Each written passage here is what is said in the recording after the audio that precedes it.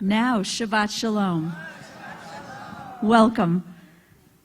I'm Cantor Kathy Sebo. It's an honor to be the moderator for this panel. As you know, our panel this morning is called Warm and Welcoming. Actually, it's called Warm and Welcoming, with a question mark at the end. I am delighted to welcome Imam Ismaél Chartier, Rabbi Sally Priesand, Reverend Mitra Jafarzadeh, and Rabbi David Ellenson. And I'm wondering, are we also ready to welcome Rabbi Michael Marmur in Israel? Gentlemen in the back, do we know if Rabbi Michael is? He is? No. He is not yet. Not yet, no. All right, well, when he is ready to join us, we will have him come into this wonderful panel. I want to first thank my helpers today, and that is Dan and Melinda Silver in the back. Dan and Melinda, if you'd raise your hands. Their official and very important title is Question Managers. So if you have written down a question on your little note card, you'll just flag them down. They'll get the questions to me. Also, I want to thank Seth Greenfield. Where's Seth? And Seth is back there, and Seth has the most important job. He is holding up a sign that says 45 and end, and there's numbers in between. He is going to keep us on target because we have promised to end this session at 10:30 so that we all have a brief moment to transition into the sanctuary where all three sessions will come together.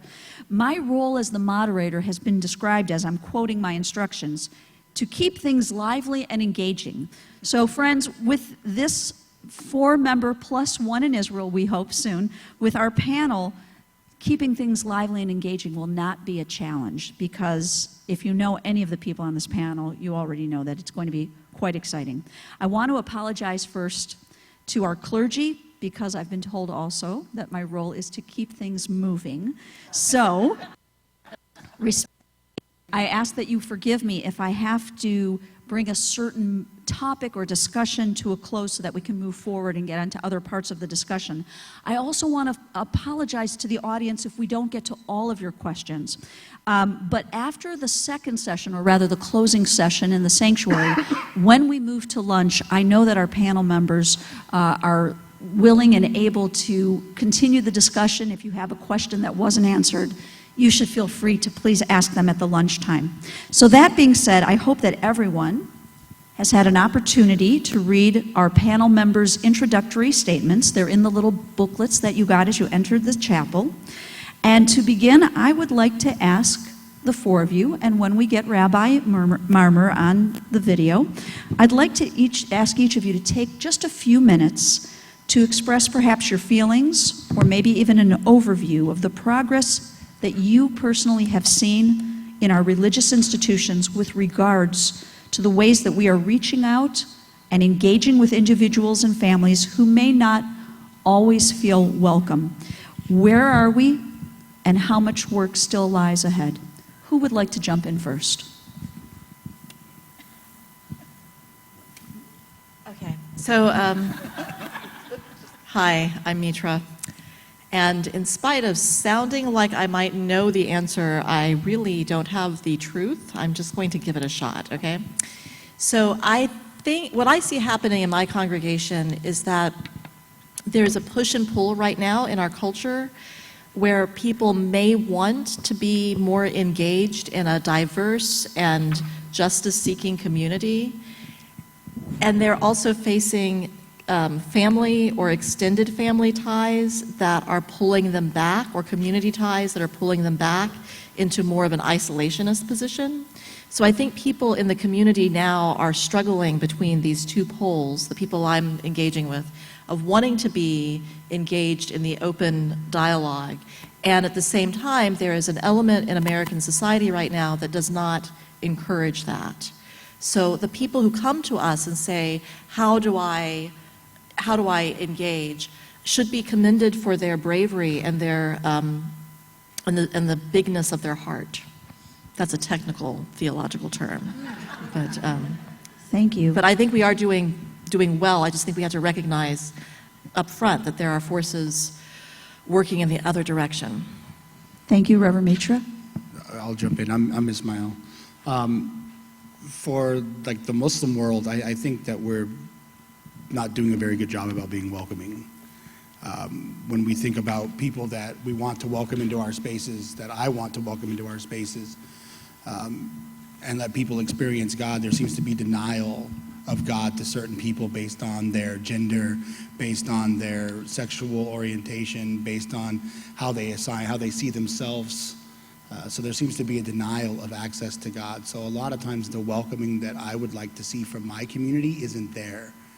And we're working on that by welcoming people in, being the example that we want to see within our community, by letting people who are the other become part of us, and no longer seeing them as other, but seeing them as we.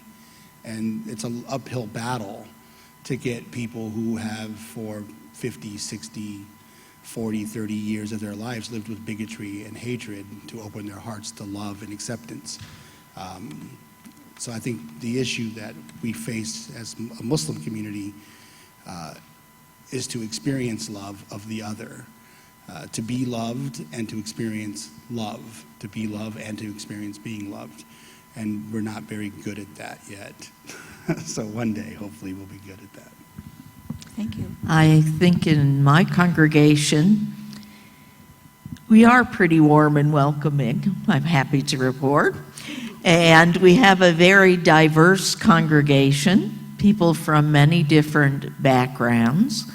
And the very fact that 38 years ago, my congregation accepted a woman as their rabbi tells you something about the congregation.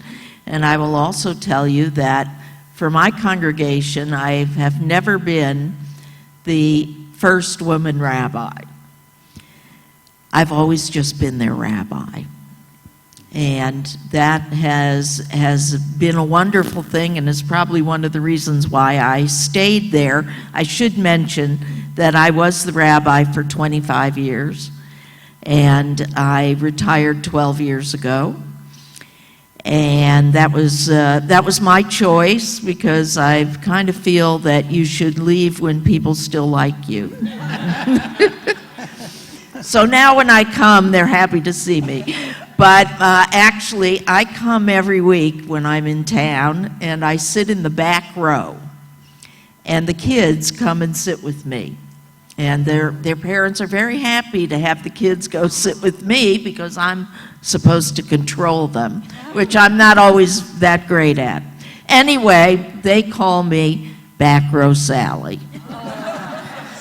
So I very much enjoy the view from the pew these days, and I can see just by looking around that we have quite a diverse congregation, so that in some ways we've been ready now to take the next step, which is to reach out to other congregations and try to build those kinds of relationships, and inviting other congregations to come and be with us. So I want to put this perhaps in somewhat of a historical framework. I think for the Jewish community, part of what we need to understand, well, sociological and historical.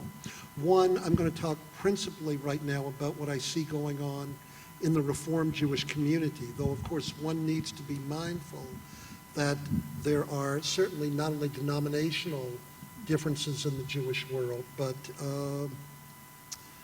in fact the largest growing trend in American Jewish life today, one needs to keep in mind, are actually non-affiliated. It's what sociologists call the nuns, not N-U-N-S, but N-O-N-E-S, people who identify Jewishly but don't claim any particular denominational or even religious affiliation.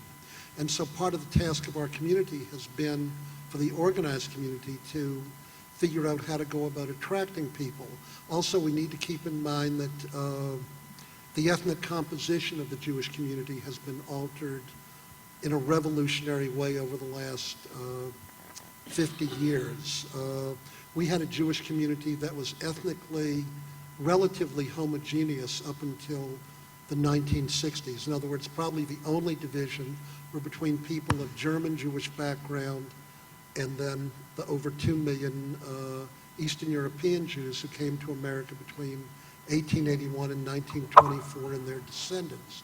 Intermarriage rates in 1970, for the first time there was a significant sociological number. About 28 to 30% of Jews in the 1970 population study indicated they were married to non-Jews. By 1990, that was up to 52%. The Pew study recently indicated that in the non-Orthodox Jewish community, the intermarriage rate, meaning people born Jewish marrying people born non-Jewish, is 70%.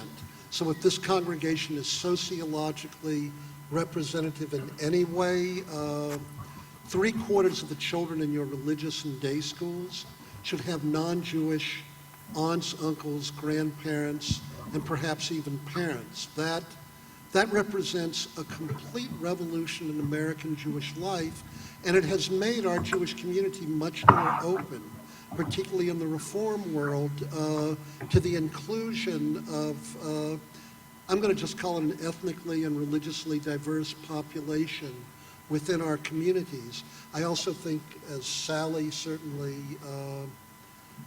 indicates, the acceptance of women as clergy, certainly, and also women as participants, presidents of our congregations. I mean, all of this is thankfully very common now, which doesn't mean that there are not still problems. I mean, I will tell you, if you're not aware, there is still some degree of misogyny in the United States. I don't know if I'm any shocked, of you just shocked. are aware of that, but I thought I would just mention it. I mean, this isn't a feminist utopia? Yeah, and certainly with LGBTQ issues, there have been radical changes as well. I do think that one of the challenges, and I don't want to go on now, that our greatest challenge in terms of being warm and welcoming, and I want to also add, congregations this size have a great advantage, because quite frankly, you have resources that allows you to create numerous programs so that there are diverse welcoming points for people. It actually allows for community to be fostered in many ways that isn't as true in smaller communities that don't have these resources.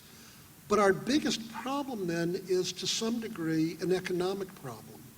Namely, I'll just say it and then people can respond. If you are not solidly middle to upper middle class, it is difficult to participate in the organized Jewish community. So when we talk about the issue of warm and welcoming, there does need to be some attention, I think, now also paid to the economic challenges that a number of our younger people in particular feel in relationship to membership in a community. One thing I will say, and then I'll conclude, I promise. When I was, it'll be very quick, I have 1 year in the pulpit. In the pulpit I served in, the rabbi demanded and the congregation did it. The dues were split. There was no payment for nursery school, Hebrew school, etc. If you had $400,000 budget and 400 people, everybody was required to pay $1,000. The rabbi felt clearly that families and children should be the responsibility of the entire community. And it was one way they handled some of the economic challenges. Beautiful. And in a moment, a couple of the questions actually tie into finances and warm and welcoming. So we're going to get to that as well. But I just want to ask our friends from Huey's, is Rabbi Michael able to respond at this point? That's okay. Boom. We're all awake now. It's all good. We're just trying to find out if the live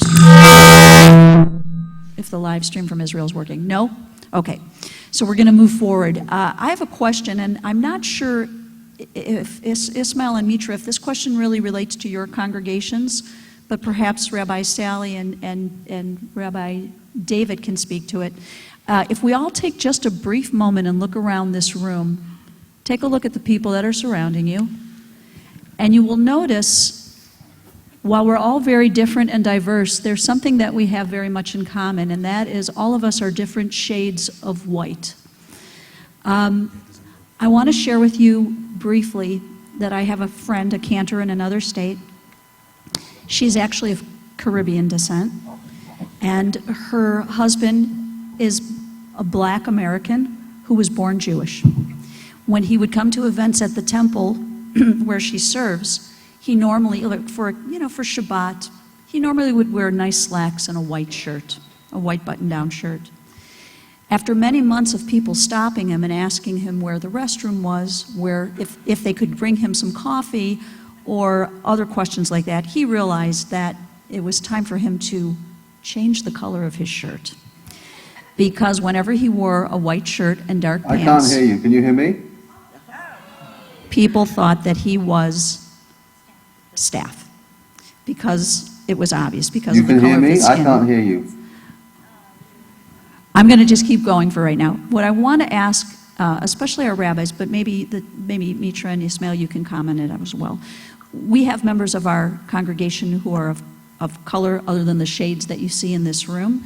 We have members in this room who have children who are of a darker skin tone. I think that the Jewish people as a whole, while we have wonderful relationships with our brothers and sisters of other shades, I don't know that we're doing the best job we can be to welcome people into our congregation. And sometimes a side comment from somebody that is meant with no harm is extremely hurtful.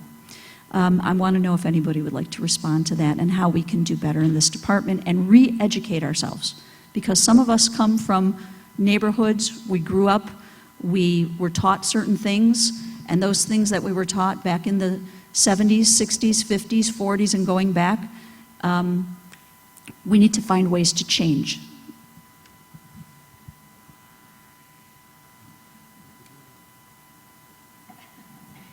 I think you said it. I am itching to jump in. Me too. I'm gonna Jump I'm in. gonna jump in. I'm gonna jump in. So we don't have that problem. The one thing that we're good about is racial diversity. If you come to the Clifton Mosque where I'm at, you literally see the world before you. It's as if God spilt a bag of Skittles on the floor, and we're trying to figure out where everybody is. But we, like our mosque, I'd say 60% is West African or North African. Then we have Chinese, Turkish, African American, white American, Indian, Pakistani. You name one of the 22 cultural zones represented in the world, and we have somebody from there that's a member of our mosque. So we have the racial diversity thing like good. It's just the other diversity that we kind of suck at. As Unitarian Universalists, we struggle with this, and we have, at a denominational level, taken on the challenge of dismantling the culture of white supremacy. And it is hard work. And I think so much of all those nuns that you talk about, those are people in want of community. Yes. And I want people to be like whole and healthy, and it doesn't matter to me if they end up at the mosque or the, I don't care where they go. I want people to be in connection and community with other people. It's so much what makes us whole and human, and we can't do that if we ourselves are holding on to the cultures of white supremacy or the racism that we don't even acknowledge in our own selves and sensibilities. So in our congregation, what we have done is we've started with looking at ourselves. What are the attitudes that we carry? What are the microaggressions that we might commit? What are the things that we've learned that are not true? What are the myths that we're living by that need to be dismissed? So we are starting there, and the book has not been written. We're not done yet, so I'm not sure where we're going to end up. But the effort undertaken from the heart in the core of the community is the place where we're starting.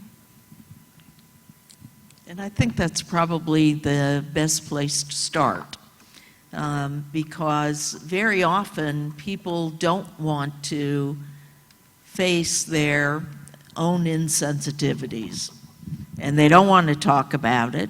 And so a very important role that we as a congregation can face is to start with smaller groups where people just sit and talk honestly with each other. And then after we have groups in the congregation, it's a good idea to sit and talk one-on-one with groups from other religious organizations so that we can hear from them and they can hear from us, and we can try to change some of those insensitivities, which, you know, let's face it, we live at a time in America where, you know, there's so much going on that's unbelievable. We need to do that. And I think we need to start small and then branch out into moving forward. And practice that honesty with compassion. And if we're going to be really honest with ourselves, we really need the compassion also. So they have to go hand in hand, and the small group idea is perfect. I also think that we have to move from having conversations with people who think just like us. And it's hard to reach across the aisle politically, racially, religiously, and have like an honest, vulnerable conversation with someone who you know really doesn't like you. So after the election of Trump, we spent a couple of weeks in Crossville, Tennessee, which was scary for me, being from Manhattan, and then going to Crossville, Tennessee, and dealing with people who obviously voted for the orange man, and to have conversations with them about what is America, what is the future of America, what is the future of race, what is the future of religion, and to have these conversations, but at the end of it, to have them see me as a human and to have me rehumanize them, because we have dehumanized everybody. The right has dehumanized the left, and the left has dehumanized the right, to the point where our hearts are just filled with so much hatred for the other that we can't even sit in a room with someone who supports Trump. Well, but we have to get over that if we're going to move forward. So we want to have these larger conversations about race, but we can't even talk to some of our family members. We can't even talk to people that are in our firms. So we have to rid that hate of the other first before we can even start to have these larger conversations about race and about LGBTQ rights. We have to be able to just love the person who's standing in front of us. Thank you. I'm going to ask my friends from Huey's, I'm going to stop asking, but if we do have Rabbi Michael Marmur ready at any time, you just wave your arms, and so I won't bother you, okay? Fantastic. Pardon? You jump up and down. Fantastic. Okay. I want to see that. I have a question from one of our viewers at home, and this question ties into the controversy of allowing clergy to follow their personal instinct on divisive issues like interfaith marriage, especially if their views are, in this person's opinion, out of step with the congregation. So in the areas of being welcoming, if we have a rabbi or a cantor who will welcome a family into a congregation but is unable to perform an interfaith marriage, how do we explain to the congregant or the non-congregant? There's hands being waved. Yeah, he's jumping. Hold that thought, Rabbi Ellenson. So I want to let all the difficult questions, I'd like Rabbi Marmur to answer. Okay, fine. Rabbi Marmur, what are the chances you can hear us? I can hear you. I was just. Where in Israel are you, sir? I was just waiting for the opportunity to interrupt Rabbi Ellenson. He's done that for years. So welcome. Baruch haba and Shabbat Shalom. Did you happen to hear any of the last few questions? No, I am unencumbered by anything that's happened so far. All right. Well, we're gonna work you in. I think Rabbi Ellenson wants to respond to the last question, and then you feel free to jump in anytime, sir, okay? Okay. Thank you. Well, it was funny, when you posed the question, I thought you were going to ask it in a different way. Namely, given the reality of the reform movement today, and I'll speak just to that. Can Rabbi Ellenson's microphone be turned up just a teeny bit? Is this better? No, but you know what? Okay. Okay. Okay. Oh, boy. I'll give it. You can hold it. Thank you. Thank you. I thought the question was going to be the opposite. Namely, given the reality of the reform movement today, my impression and I have seen surveys, over 70% of Reform rabbis today do officiate at intermarriages. I thought the question was going to be, perhaps, what would a congregation do today, a Reform congregation who had a rabbi who did not want to perform intermarriages under any circumstances? I believe that one is not even permitted to ask that question, but I might be wrong when you interview candidates. I by the way, may be operating in what? Oh, they do. Well, I actually don't know any Reform rabbis today, honestly, who do not. So is that, I shouldn't have even asked. I'm going to presume, but I might be wrong. So do rabbis at this congregation perform intermarriages? It's up to them. Of the 3 rabbis and 1 cantor in the congregation, 2 perform interfaith marriages and 2 do not. Okay. I mean, my own position would be in this regard, and I will say I myself do perform intermarriages, though again, under certain conditions. The major condition for me is that the couple indicate a desire to raise their children as Jews. That would be a prerequisite for me. And I have not co-officiated with clergy of other faith. That would be also difficult for me. I would hope that there could be a boundary or some sense of respect and for clergy who perhaps feel the way I do, or those even to the right of me, I'll say, who in fact feel that the integrity of a Jewish wedding is contingent on both people being Jewish. By the way, among our younger rabbis, I don't think, I can tell you, I know in the classes at Hebrew Union College over the last decade, 98, if not 99% of all of our rabbis conduct intermarriage. That has been a radical change over the last decade. I think the issue of trying to welcome people in that regard, in terms of interfaith marriage, I don't think that's our most difficult problem at the moment, but I obviously may be wrong about that. Can I jump in? Absolutely. I know I don't have any, but so in Cincinnati we have a very liberal Jewish temple, and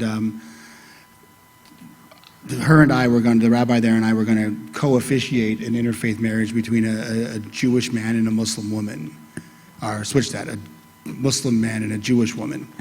And they were coming from Seattle to Cincinnati because they couldn't find a rabbi nor an imam who would marry them.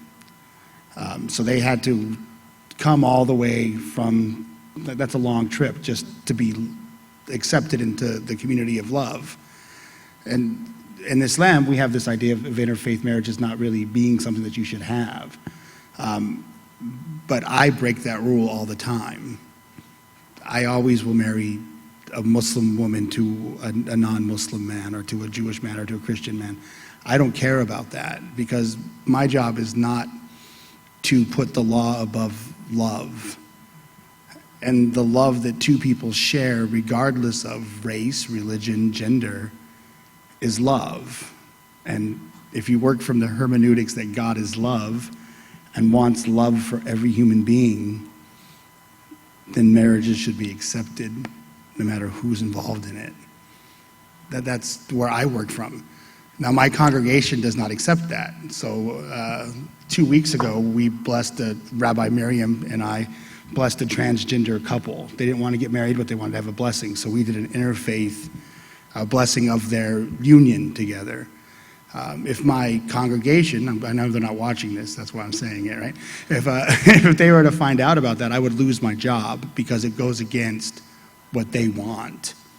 But it's the right thing to do.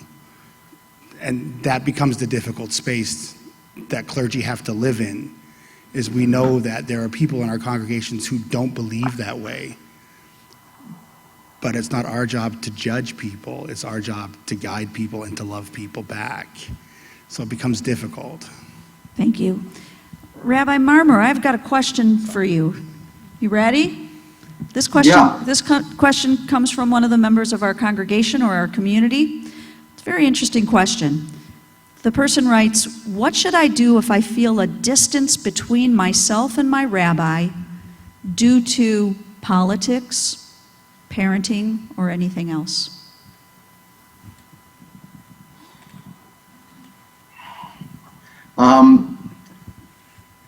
This is a good opportunity to explore what it means to feel a distance, since I'm sitting in a room in Jerusalem looking at a picture of myself and the back of a few chairs in Cleveland.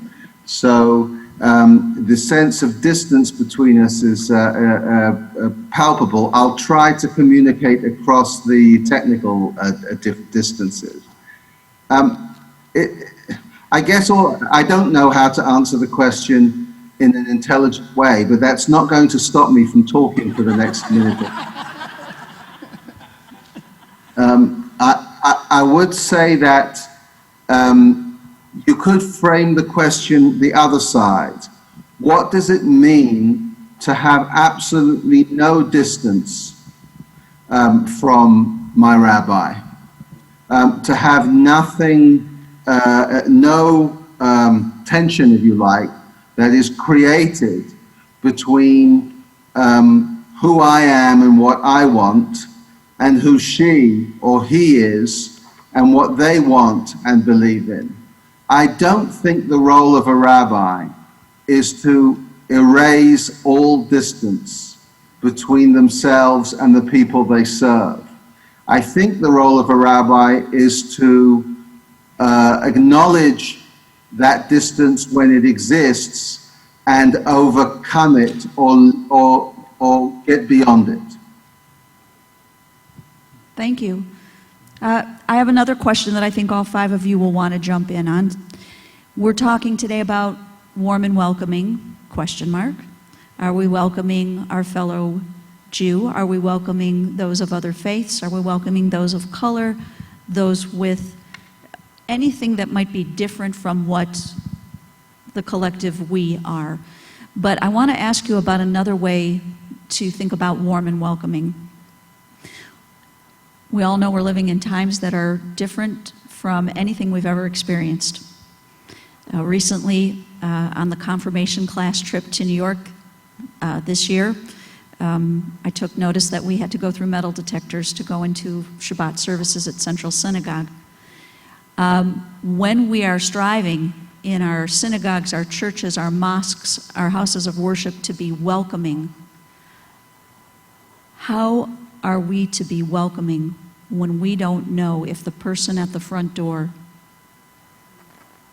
is dangerous, can harm us, can harm our congregation? How are we welcoming when somebody comes to the door that the armed officer or the unarmed person whose job is to buzz people into the building, when that person is someone we don't know, how are we welcoming in a way that keeps us and our congregations safe?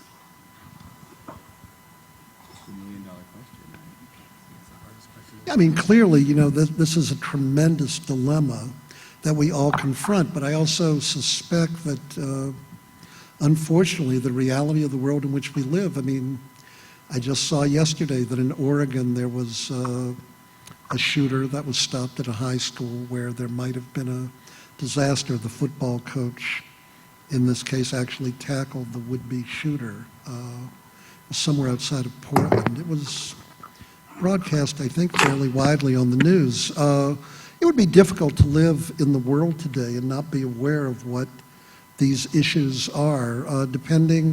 I was about to say, depending on the community where you live, you have to be more cognizant of what these potential dangers are. Simultaneously, what we see is that these shootings occur in virtually the most random places where this kind of violence has never been seen before, and quite clearly, the internet fosters this kind of culture. The lack of,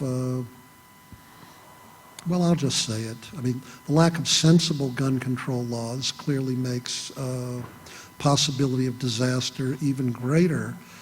I think when I hear you mention Central Synagogue, and I think of my congregation, Rodef Sholem, in New York, where I don't think there are metal detectors, but there must be a phalanx of officers before you get in to the building, and they do certainly look and search every woman's pocketbook, or man if he's carrying a briefcase. I think I feel about it somewhat, unfortunately, the way I do when I go to an airport. In other words, I'm not very happy about having to stand in line. I mean, it's actually a gigantic problem now that you've raised it in this way, because the desire is to be welcoming, and simultaneously, there is just a reality about the world in which we live, and I think each congregation has to try to deal with how it's going to provide proper security in these times, and certainly for our colleagues,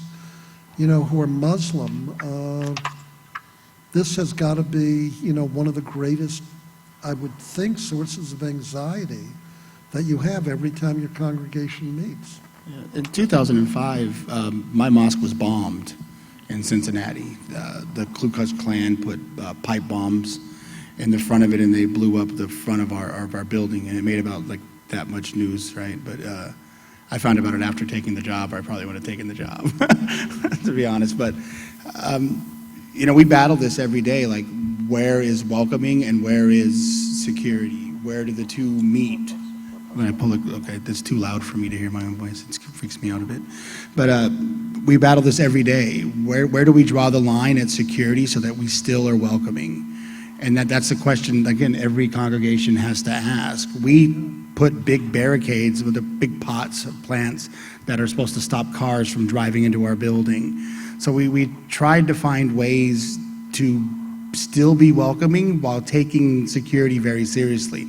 So to everyone who comes up, it just looks like a planter, but it'll stop a truck from coming in. And we had to think about these things. And we don't want armed security because I don't want to send that message. Because I've been to the Adams Center in DC where they have 24-hour guards, like the sheriff's department with M16s and bulletproof vests, and it doesn't, I don't want to be there. It looks like a prison, right? It doesn't look like you want people in or out, So it becomes this battle of, I want to protect the people within, but I want them to be able to find God, and I want them to be able to find love, and I can't find love under the shade of an M16, so. That's really, I think, how I feel about it too. I find myself in that I'm, on the last few questions, I have a very different opinion than my fellow panelists. So I think that it's the only honest thing for me to do is to tell you that I don't officiate at interfaith marriages, and that I never have, and that my congregation knew that when I came, and they accepted it. They weren't always that happy, but they kept me for 25 years. I also am politically extremely liberal, and I have many conservatives in my congregation, so frankly, I was considered a badge of honor that I lasted for 25 years.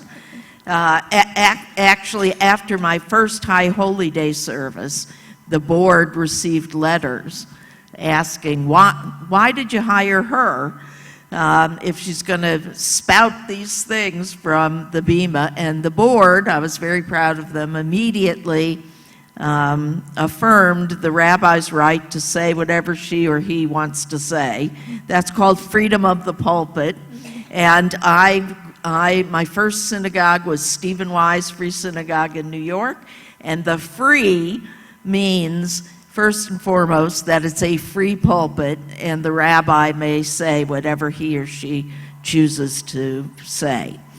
I believe... It doesn't mean no dues. For those of you No, who it couldn't doesn't hear, mean no dues, but even Yeah. on that, I also believe that if I was a rabbi today, I would get rid of dues, and I would ask people to give from the heart. And I know that that's been happening in a lot of synagogues around the country successfully. And after all, if you read the Torah, it says whoever's heart is willing should contribute. And I'm a firm believer in that. So I feel that one of the rabbi's most important jobs, characteristics, qualities, is to be a leader. And being a leader means sometimes saying or supporting something that might be unacceptable to many people in the congregation.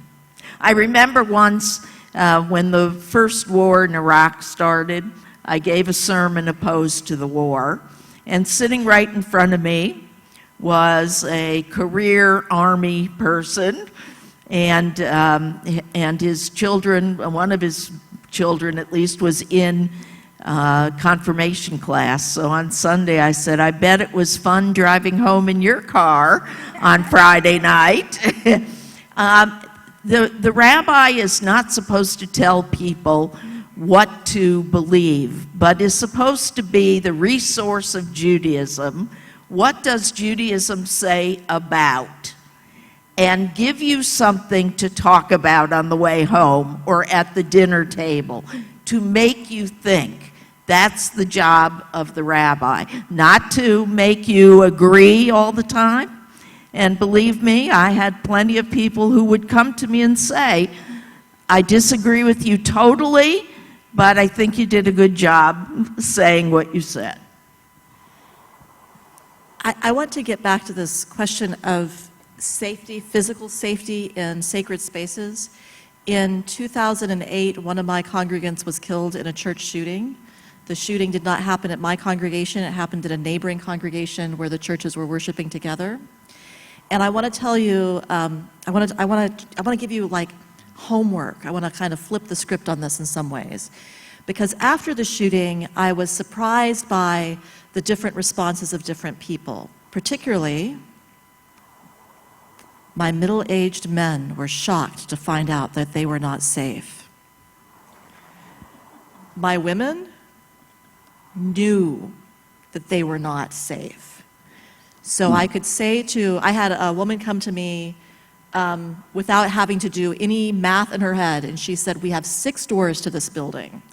And she named them, and she told me what the locking mechanisms on them were, and she was right. She was right, because in a world that is characterized by violence, and violence against women, and violence against minorities, how we experience safety and how we take it for granted is different. So your homework is to imagine yourselves in a different demographic situation or position than you might be.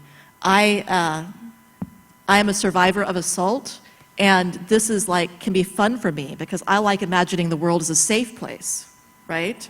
Like, can I move through this world taller and bolder and braver? What if I took safety for granted?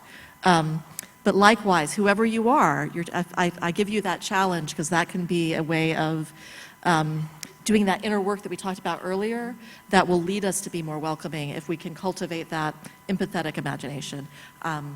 Yes. Thank you. Rabbi Marmur, did you want to comment on that as well? Yeah, it's a fascinating conversation. And look, I live in Israel, and therefore some of these issues of security play out in a somewhat different setting or different context. I think in general it's worth acknowledging that there is that we live, to quote another person who spoke with an English accent, it's the best of times and the worst of times. It's never been easier to have untrammeled access, virtual, as we're now demonstrating, or physical. It's also never been easier in some way to be vulnerable to bad actors' wishes to abuse that accessibility in all kinds of terrible ways. I do think that of course, in the way the question was posed, often one has to make a decision of judgment. Are you going to privilege accessibility over caution and security? And I, as the dean of the school in Jerusalem for many years, had to make some of those decisions. I can even, I recall the fact that at one time, during one of the heightened periods of unrest here, there were members of the college community who came and said that they felt insecure or unsafe because in those days, and now to a much greater degree, our campus was open to people of all different backgrounds. And I, as the person in charge who would have faced, as it were, legal liability, I said, I cannot guarantee absolute security, but I know that I'm not prepared to live and work on a campus in which we so privilege the issue of security that we keep lots of people out on the basis of what group they belong to, how they serve God, how they identify nationally or in any other way. Recently on our campus in Jerusalem, we've gone a stage further. We now have as many, probably as many Muslims and Christians on campus as we do Jews these days, because we have a large Ulpan, a large Hebrew teaching or a project that brings in lots of folks from East Jerusalem. And this week, we opened a house, a room of prayer. We have a synagogue for decades, but a room of prayer on campus to allow folks from all these different backgrounds. We're in Ramadan at the moment, and that's a particularly acutely felt need, but more generally. What I wanted to say, just to finish the thought, that on the one hand, you often have to make choices, and you have to, it's a messy business, and you often get it wrong. But it's maybe also that beyond the zero sum, the idea, are you going to be more cautious or more welcoming? It's worth bearing in mind that in some way, hospitality and security have something in common. They both require vigilance. Hospitality is not just a matter of saying, whoever strolls in, it's fine. No, it's an active thing. You have to go out and meet them as they're coming into your place. So it's not only that it's one or the other. It may be possible, and I don't wish to sound too Pollyannish, but it may be possible to find a way of combining some of both. Thank you. Friends, we have 5 minutes left in this session. So, I know it's been so much fun, it just flies. So what I would like to do is ask each of our panel members to make a closing comment. I apologize from the bottom of my heart that we haven't gotten to all of these questions, but I'm just going to, you can comment on anything you like, but I'm going to just throw out a couple ideas of questions that were not addressed. One, there were a couple people that had questions regarding finances, how families of a more modest or middle type income can feel as valued as perhaps the minority of the population who has a greater amount of wealth to share, or in their words, influence. That's one possibility. Another one ties into the idea of white privilege. And this person stated recently, a transgender pastor shared with me that in order for a person, an organization, or a congregation to grow and make real change, you must be willing to give something up. Our white privilege rarely asks or requires this of us. So in an honest conversation, we risk very little. What does it, or what would it mean for a congregation to give something up in order to create meaningful change?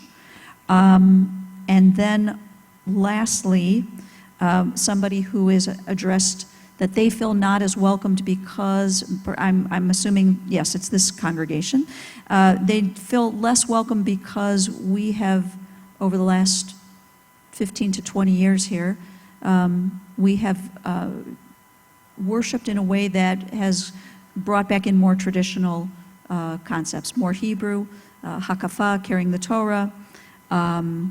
This person yearns maybe for a time where there was more English in the service and doesn't feel quite as welcome. So you don't have to comment on any of those, or you can comment on one of those, but why don't we just start, let's start with our friend, are you okay jumping in first, Rabbi Michael? Fine. We'll have you deliver a nice Absolutely. closing comment for this beautiful crowd. So the first thing I'll say, my closing comment, is that I agree heartily, wholeheartedly, with all the things that were said before I could hear anything that was being said.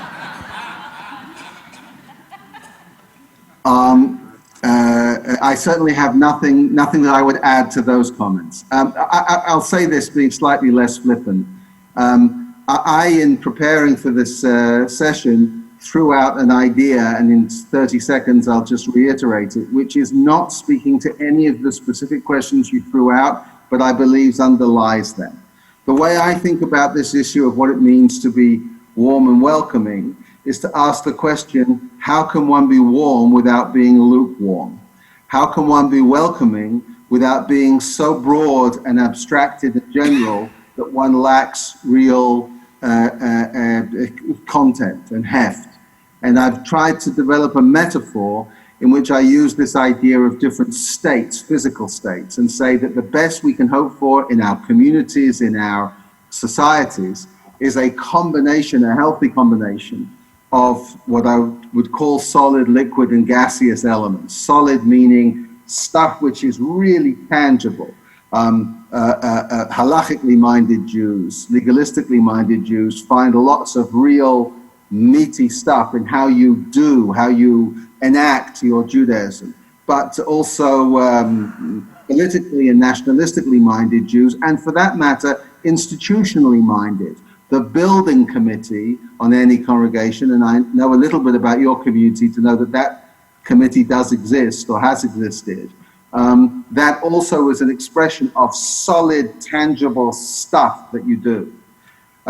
Liberal Jews have been very taken up with my second category, which is emphasizing the liquid, the changeable, the indeterminate, the fact that it isn't all just structures, physical structures and psychological ones. It's also the liquid, changeable stuff that happens in between those solid states. And that's why we've emphasized change and progress and all those good things. And there are indeed many voices in the Jewish world and in the world in general that for whom even that liquid is much too tangible and specific, and they want to talk in the area of abstracted spirit, what I was calling gas in my solid, liquid, gas trilogy. And all I wanted to suggest was that often the issue of how we make our communities, our societies, warm without being lukewarm, welcoming without being sort of vapid and too overgeneralized, is by striving for a combination between these factors. We never get it all together right. Your question is saying, I no longer feel welcome because there's more Hebrew and more old-style traditional Judaism. That's a good example of how getting the balance right is an almost impossible task. And the last thing I'll say in my last thing is that in this last century or so, scientists have suggested that there is a fourth state, which they call plasma, and it strikes me as an interesting metaphor for us. How do we create what you might call a plasma Judaism or a plasma community, where there's enough hefty, solid, meaty stuff for there to be a real presence, a real thick engagement? That there's enough a sense of fluidity, liquidity, openness to the excitements of change.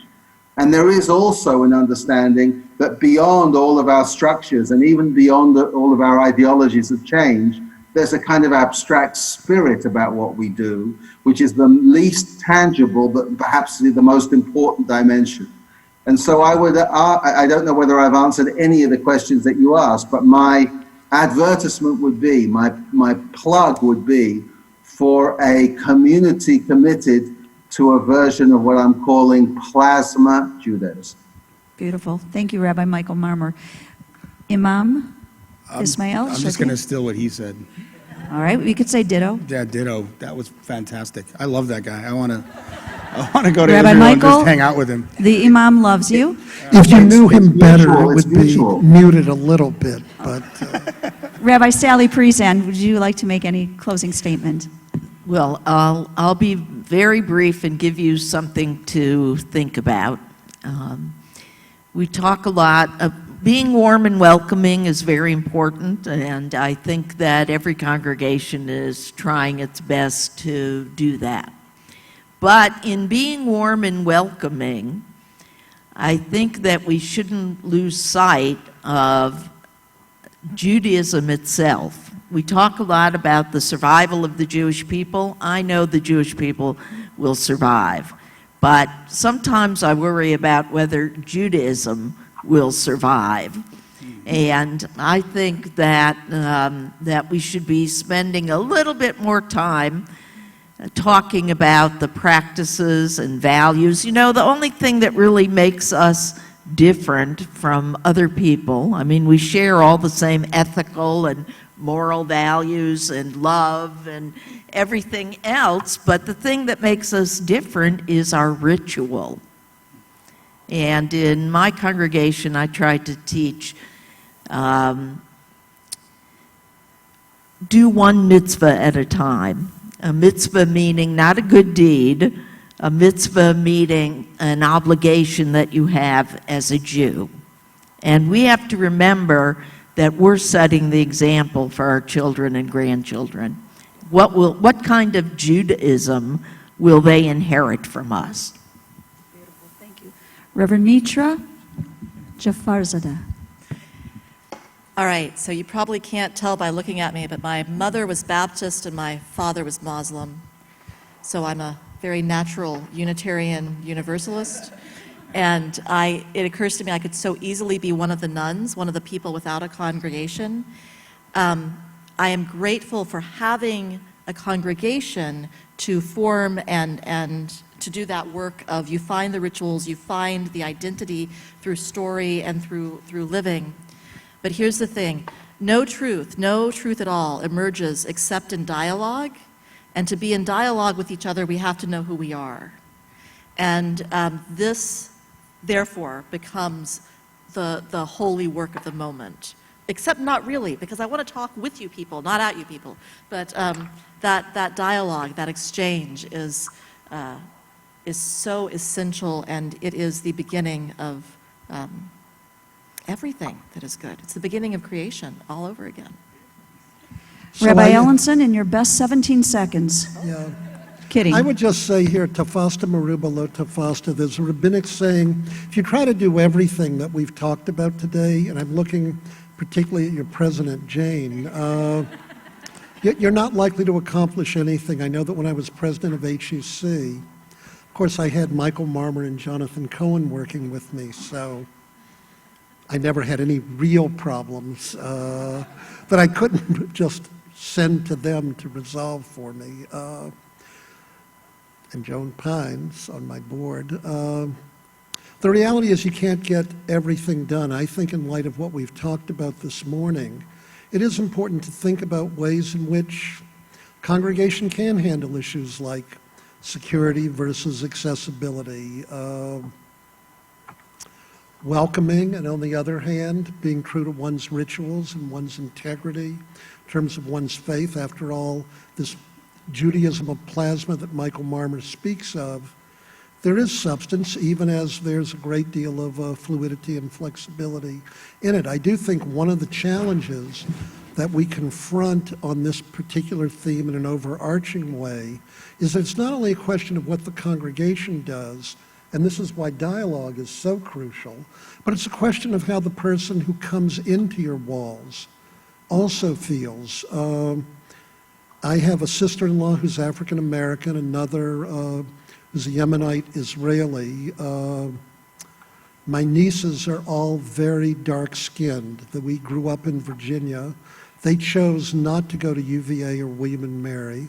They went to Columbia, Cornell, not because anyone was, as they put it to me, particularly mean to them, but they felt as persons of color just distant. We have very good friends whose son married an Indian from the subcontinent, Hindu. She belongs to a congregation that's extremely, extremely welcoming, and yet she tells my wife and me she feels uncomfortable every time she goes there because she's the only person of color in the entire room. It does seem to me that the ability to dialogue with persons and try to anticipate what some of the challenges are that individuals confront is an obligation the community has in order to be able to display the love of which the Imam spoke. And simultaneously, dialogue then can open up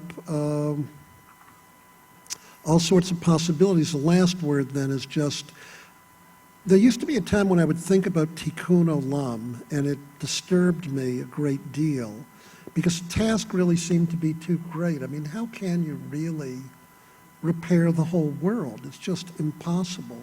But then I began to think, well, the world really isn't in such great shape. So virtually anything I can do can help to make it better. So don't let the good be or the perfect be the enemy of the good. And thank you all very much. And one last word. I can't help but say, I have done this before, even in Cleveland, but my teacher, Alan Latovsky, Rabbi Latovsky, and his wife are here this morning, and I always feel grateful. He was the one with whom I read Dan Silver's book, The Maimonidean Controversy of 1344. But if it had really not been for Alan, my life would never end, Gene. My life would never have gone in the direction that it did. So always remember, you never know who's sitting before you. Perhaps great people will emerge from the people whom you touch in your lives. So thank you. Thank you all so much. Friends,